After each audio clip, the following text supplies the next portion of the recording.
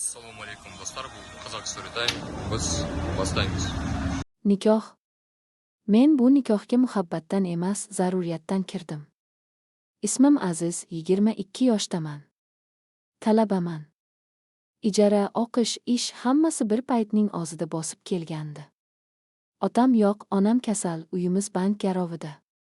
Qarzlar esa sukutni ham yeb qo'yardi. Shu payt hayotimga taklif keldi.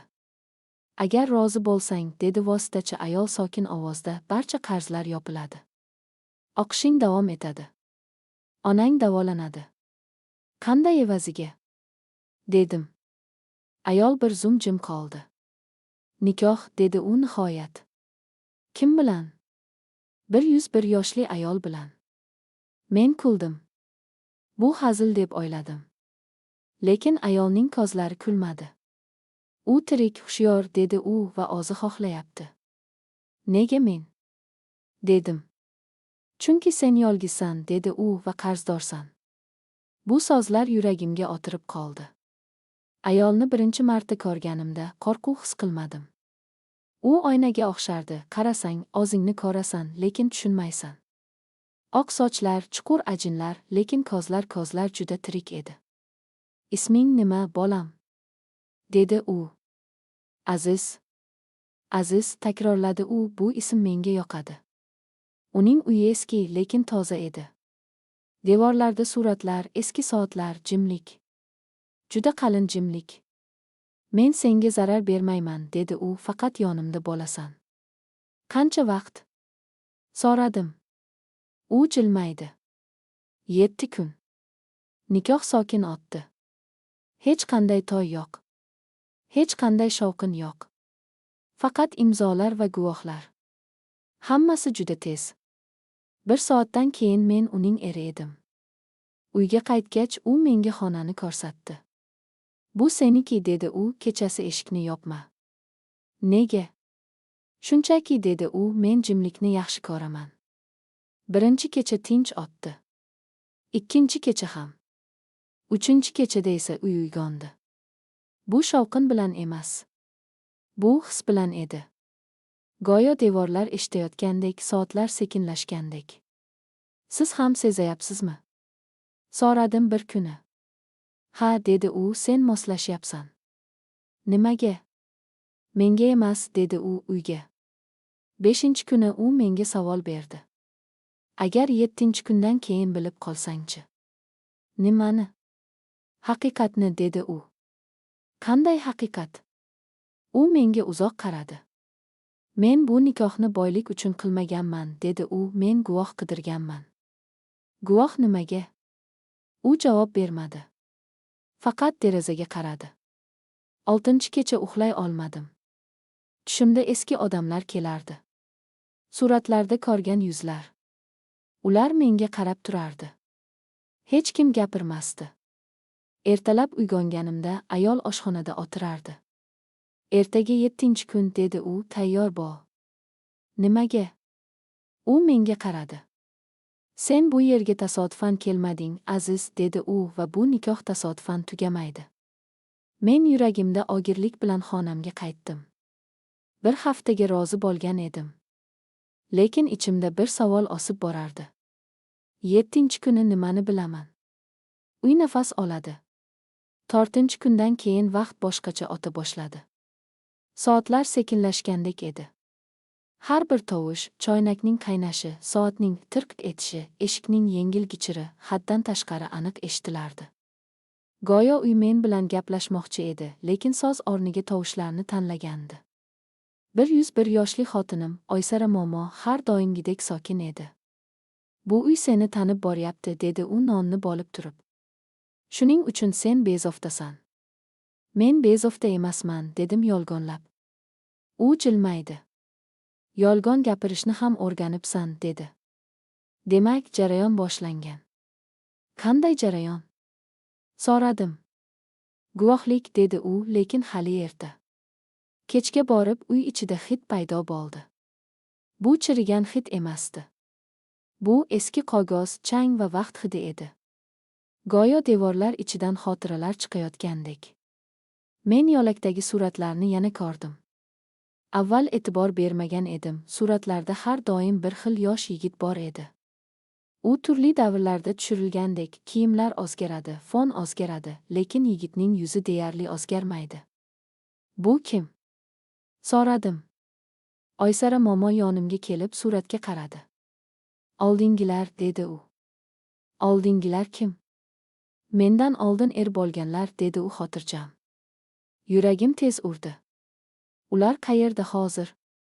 U javob bermadi. Faqat suratdagi yigitning ko'ziga qaradi. O'sha kecha uxlay olmadim.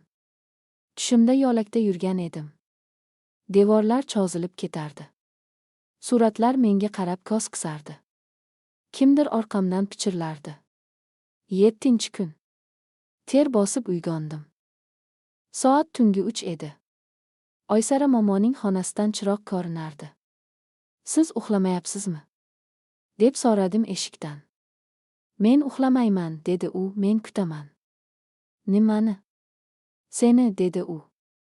5-kuni uyda eshiklar bilan bog'liq galati holat bo'ldi.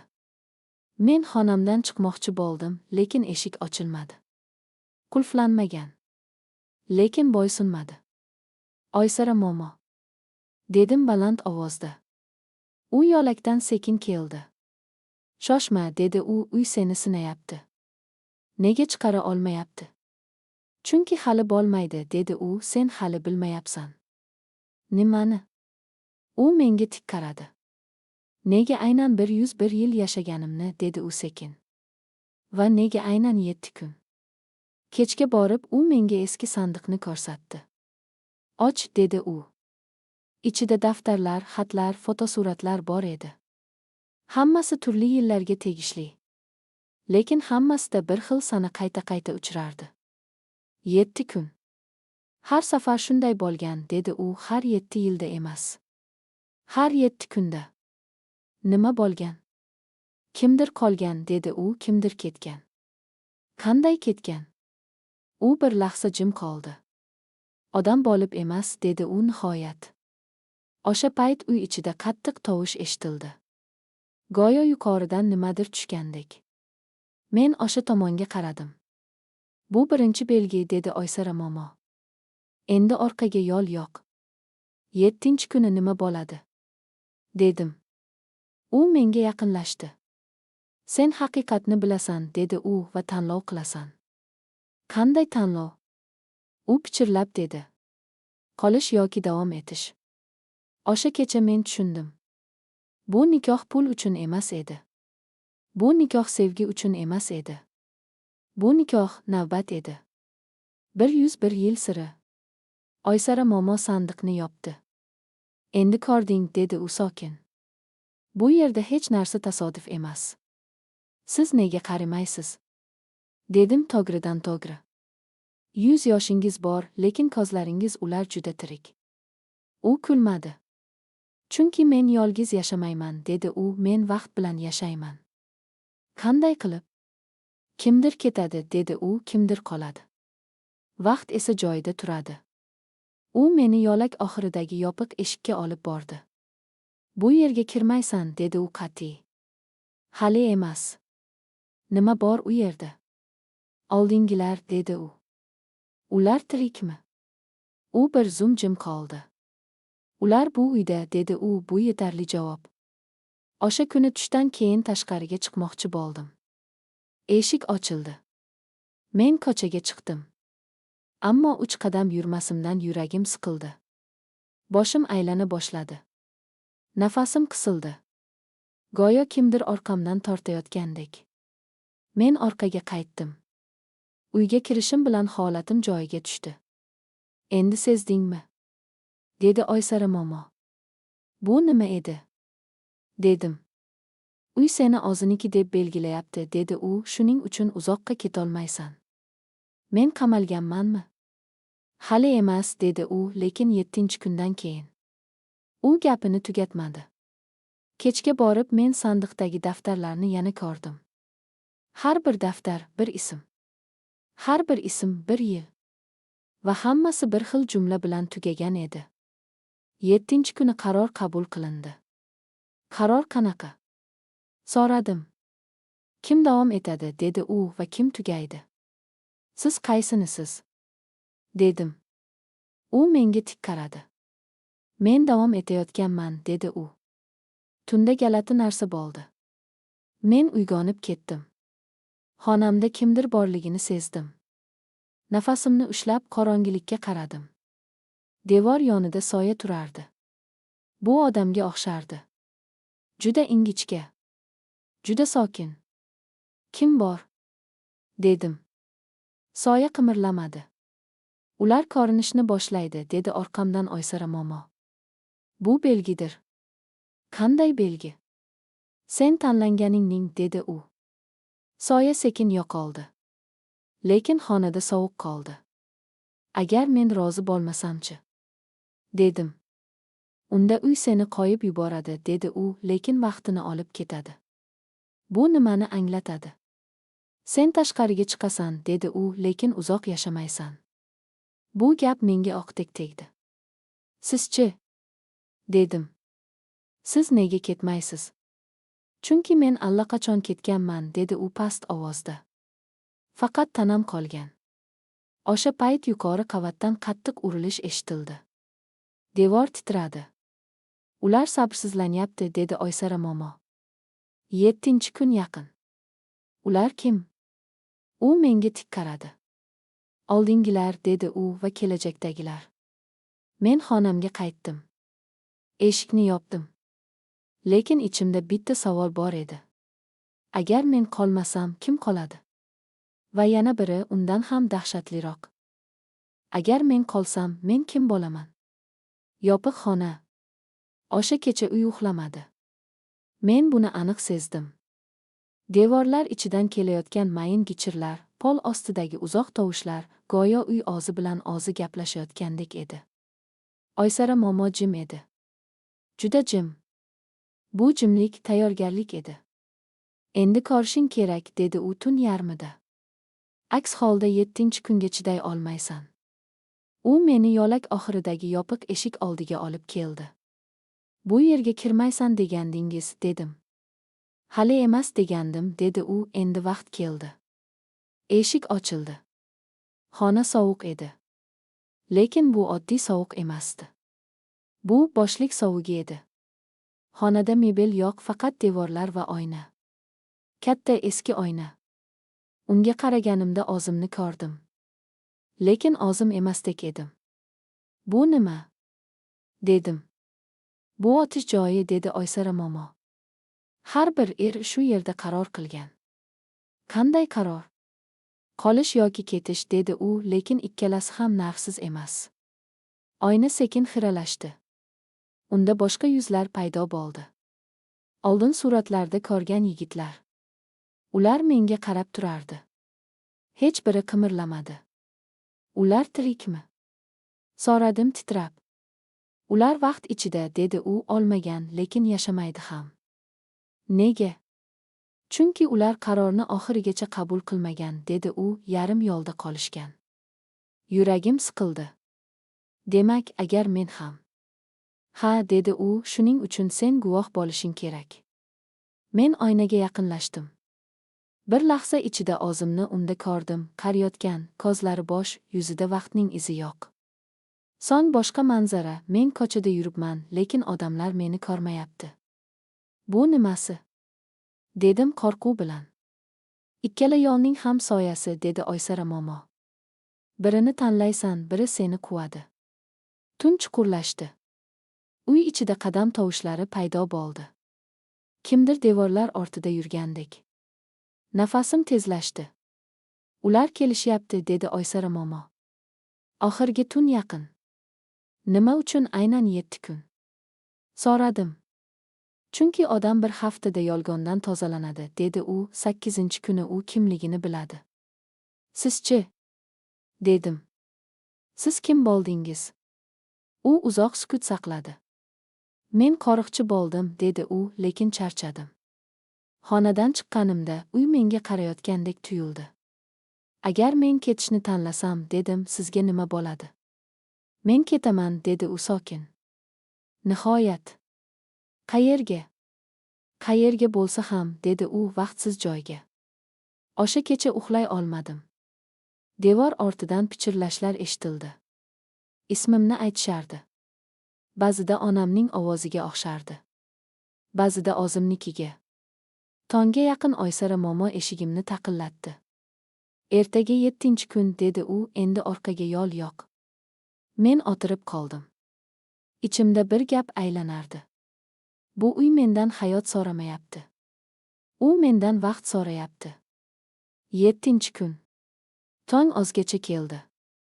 Quyosh chiqqanini ko'rdim, lekin uning nuri iliq emasdi. Xuddi oynadan emas, suv ostidan o'tayotgandek xira edi. Uy jim edi. Juda jim. Bu jimlik yakundan oldingi sukunat edi. Oysara momo ko'rinmadi. Momo, deb chaqirdim. Javob bo'lmadi. Uning xonasiga kirdim. To'shak yigilgan. Deraza ochiq. Xonada faqat eski soat turardi. Soat yurmayotgan edi. Shu payt ichimda sovuq yugurdi. U seni yolg'iz qoldirdi, dedi ichimdagi ovoz. Endi navbat seniki. Uy ichida harakat boshlandi. Eshiklar sekin ochilib yopildi. Devorlardagi suratlar gichirlab qimirlagandek bo'ldi. Yo'lak oxiridagi yopiq xona tomondan sovuq shamol urdi. Men u tomonga bordim. Oyna xonasi ochiq edi. Oyna qarshimda yana jonlandi. Bu safar unda Oysara momo ko'rindi. Lekin u qari emasdi. U yosh, chiroyli, ko'zlari yorug' edi. Sen meni shunday eslab qol, dedi u oynadan. Chunki men shunday bo'lganman. Siz tirikmisiz? Dedim. Endi yo'q, dedi u, lekin ozodman. Oyna o'zgardi. Unda men paydo bo'ldim. Ammo boshqacha. Yuzimda ajin yo'q, lekin ko'zlarim bo'sh edi. Atrofimda odamlar bor, lekin ular meni ko'rmasdi. Bu qaysi yo'l? Dedim. Bu ketish yo'li, dedi ovoz. Sen tashqariga chiqasan. Qarzingni unutib. Lekin vaqt seni quvib yetadi. Ikkinchisi-chi? Oyna yana o'zgardi. Bu safar men shu uyda edim. Yolg'iz. Jim. Yillar o'tayotganini sezardim, lekin qarimasdim. Bu qolish yo'li, dedi ovoz. Sen vaqtni ushlaysan.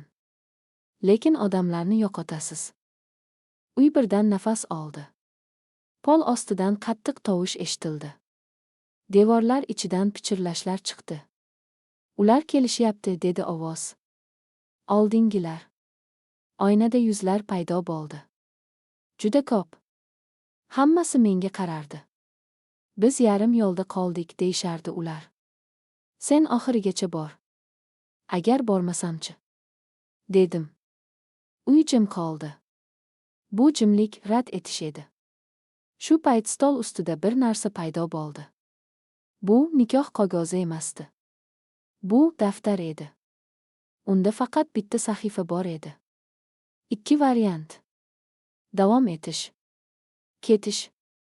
Qalam yonida yotar edi. Qo'lim titradi. Agar davom etsam, dedim, nima bo'ladi? Sen uy bo'lasan. Agar ketsam, sen vaqt bo'lasan.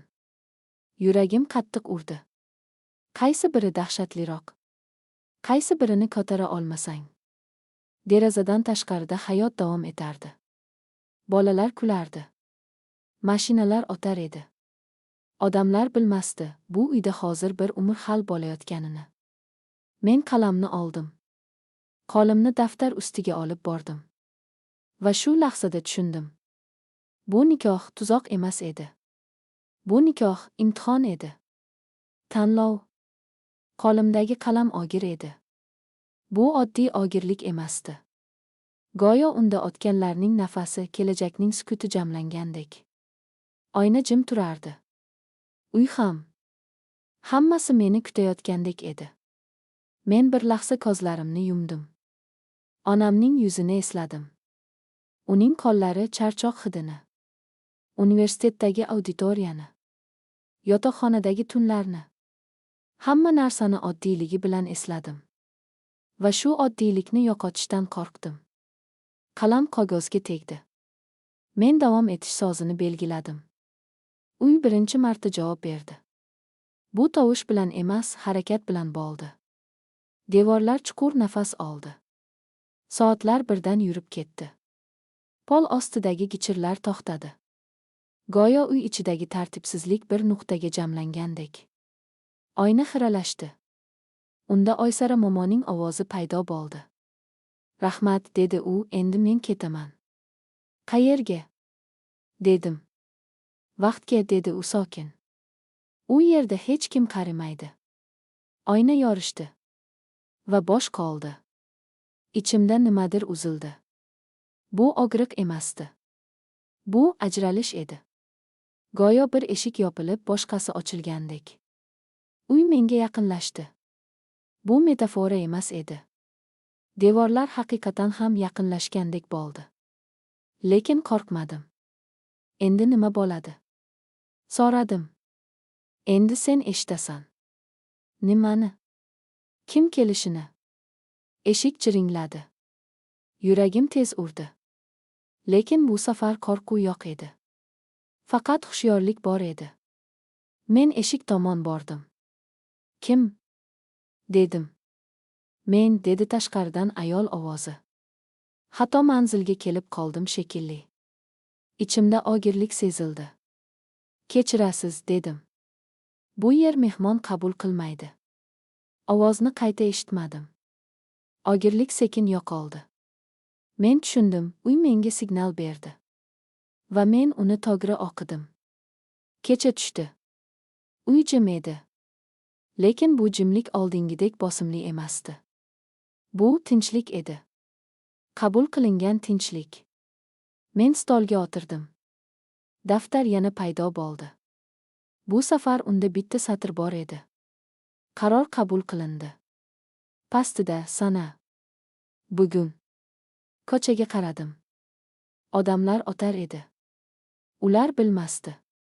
Ular hech qachon bilmaydi. Lekin endi bilishlari ham shart emas edi. Men eshiklarni tekshirdim. Ular bo'ysunar edi. Uy endi meni sinamasdi. U meni qabul qilgan edi. Tongga yaqin ichimda bir savol paydo bo'ldi. Men endi qarimaymanmi? Dedim ichimda. Javob darhol keldi. Sen vaqtni to'xtatmaysan. Sen uni qo'riqlaysan. Qancha vaqt? Javob kelmadi. Lekin bu savol endi qo'rqinchli emasdi. Deraza oldida turib o'zimga pichirlab dedim. Men mehmon bo'lib kelgan edim. Uy jim qoldi. Bu jimlik tasdiq edi. Narx. Birinchi hafta sokin o'tdi. Uy jim edi. Juda jim. Endi bu jimlik qo'rqitmasdi, lekin u kuzatuvchi edi. Go'yo har bir nafasim, har bir qadamim qayd etilayotgandek. Men uyg'onganimda ham, uxlaganimda ham uy meni eshitardi. Men esa uyni eshitar edim. Bu ovoz emasdi. Bu sezgi edi. Qachon eshikni ochmaslik kerakligini, qachon derazani yopish kerakligini bilardim. Ba'zan yuragim bir zum siqilardi, bu kimdir yaqinlashayotganning belgisi bo'lardi. Sen kech qolding, derdi ichimdagi jimlik. Sen adashding, derdi ba'zan. Va men to'g'ri yo'lni tanlardim. Onamga qo'ng'iroq qildim. O'g'lim, ovozing o'zgacha, dedi u, hammasi joyidami? Ha, dedim. Hammasi joyida. Bu yolg'on emasdi. Lekin to'liq rost ham emasdi. Qachon kelasiz? So'radi u. Tilim qotib qoldi. Tez orada, dedim. Ichimda og'irlik paydo bo'ldi. Uy eslatdi. Universitetdan xat keldi. O'qishim davom etayotgan edi. Hujjatlar joyida. Qarzdorliklar yopilgan. Go'yo kimdir tashqaridagi hayotimni muzlatib tartibga solib qo'ygandek. Lekin men auditoriyaga bora olmadim. Har safar uzoqlashsam, ichimda sovuq kuchayardi. Nafasim qisilar, qadamlarim sekinlashardi. Men qaytardim. Uy tinchlanardi. Bu qancha davom etadi? So'radim bir kuni. Javob bo'lmadi. Bu ham javob edi. Bir kecha eshik yana jiringladi. Bu safar ichimdagi og'irlik keskin edi. Ogohlantirish aniq. Kim? Dedim. Suvchi, dedi erkak ovozi. Qo'shnilar yubordi. Men yuragimni tingladim. Ogirlik kuchaydi. Bu yerga suv kerak emas, dedim. Ket. Tashqarida sukut bo'ldi. Bir necha soniyadan keyin qadamlar uzoqlashdi. Uy chuqur nafas oldi. Men ham. Ertasi kuni kozguga qaradim. Yuzim o'sha edi. Ajin yo'q. Lekin kozlarim boshqacha edi. Go'yo ular uzoqni ko'rayotgandek, lekin yaqinlikni yo'qotgandek. Men nimani yo'qotyapman? Dedim pichirlab. Uy jim qoldi. Bu jimlik tasdiq edi. Kechga borib sandiq yana ochildi. Ichida yangi daftar bor edi. Birinchi sahifada bitta jumla yozilgan edi. Qorovul yolg'iz bo'ladi. Pastida bo'sh sahifalar. Men yozamanmi? Dedim. Javob kelmadi. Lekin qo'lim o'zi qalamni oldi. Birinchi satrni yozdim. Bugun birinchi mehmon qaytarildi. Qo'lim titradi. Bu his galati edi. Men kimnidir qutqardimmi yoki nimadandir ayirdimmi, bilmasdim. Tunda tush ko'rdim. Oysara momo yana yosh holida edi. U uzoqdan menga qarab turardi. Ogir bo'ladimi? So'radi u. Ha, dedim. Ammo kerakli, dedi u, shuni unutma. U ortga burildi va qorong'ilikka singib ketdi. Uyg'onib ketdim. Uy jim edi. Men esa tushundim. Narx vaqt emas edi. Narx yaqinlik edi. Odamlar bor edi, lekin ular mendan uzoqlashardi. Men ularni ko'rardim, lekin ular meni seza olmasdi. Va eng og'iri, men bunga ko'nikib borayotgan edim. So'nggi guvoh. Oxirgi sinov kutilmaganda keldi. U eshik jiringlashi bilan emas, xotira bilan boshlandi. Tongda uyg'onganimda onamning ovozini eshitdim. Aniq. Jonli. Oshxonadan kelayotgandek. Aziz, choy sovib qoladi, dedi u. Yuragim to'xtab qolgandek bo'ldi. Bu mumkin emas, dedim. Uy jim edi. Men oshxonaga yugurdim. Hech kim yo'q edi. Faqat stol ustida eski piyola turardi, onamnikiga juda o'xshash. Ichimda og'irlik paydo bo'ldi. Bu og'irlik ogohlantirish emasdi. Bu taklif edi. Oyna xonasiga bordim. Oyna xiralashdi. Unda onam ko'rindi. Yosh emas, qari ham emas. Xuddi men eslab qolgan holida. O'g'lim, dedi u, men seni sog'indim. Bu sen emasan, dedim ko'zlarimga yosh kelib. Men sening xotirangman, dedi u, va men sen bilan ketmoqchiman. Qayerga? Tashqariga, dedi u, hayotga. Uy nihoyat ochiq gapirdi. Agar sen ketsang, men uyg'onaman. Agar qolib hammasidan voz kechsamchi? Dedim. Unda sen boshaysan. Bosh? Qanday bosh? Unutilgan. Bu so'z yuragimga oqdek tegdi. Men tushundim, oxirgi sinov insoniylik edi. Agar men uy bilan qolishni tanlasam, onamning ovozidan, xotirasidan, insoniy bog'liqlikdan voz kechishim kerak edi. Agar ketsam, uy yana qurbon izlaydi. Men ko'zlarimni yumdim. Hamma narsa shu bir lahzada jamlandi. Onam. Qarzdorliklar. Nikoh. Oysara momo. Suratlar. Daftar. Jimlik. Men birinchi marta baland ovozda gapirdim. Yo'q, dedim. Endi yetar. Uy jim qoldi. Sen mendan vaqt olding, dedim. Men berdim. Sen mendan yolg'izlik olding. Men ko'tardim. Endi sen ololmaysan. Uy titradi. Devorlar gichirladi. Unda men uyg'onaman. Uyg'on, dedim. Lekin endi men bilan emas. Oyna yorildi. Onamning qiyofasi asta-sekin yo'qoldi. Seni yaxshi ko'raman, dedi u oxirgi marta. Men ham, dedim. Oyna butunlay qoraydi. So'ng yorug'lik paydo bo'ldi. Uy birdan bo'shadi. Bosim yo'qoldi. Og'irlik yo'qoldi. Jimlik ketdi. Bu safar ketdi. Men eshik tomon bordim. Tutqichni ushladim. Ichimda hech qanday qarshilik yo'q edi. Men eshikni ochdim. Tashqarida quyosh porlardi. Havo iliq edi. Men qadam tashladim. Yana bir qadam. Hech narsa bo'lmadi. Ortga qaradim. Uy oddiy edi. Eski. Jim. Ammo endi bo'sh edi. U qarz olmasdi. U chaqirmasdi. U tugagan edi. Bir necha oy o'tdi. Men o'qishga qaytdim. Onam bilan yashay boshladim. Qarzdorliklar yopilganicha qoldi. Hech kim savol bermadi. Ba'zan tushimda o'sha uyni ko'raman. Lekin u jim turadi. Va men bilaman, u endi hech kimni kutmaydi. Oysara momo haqida so'rashdi. U kim edi? Deyishdi. Men javob berdim. U guvoh edi. Senchi? Men o'ylab turib dedim. Men oxirgisi edim.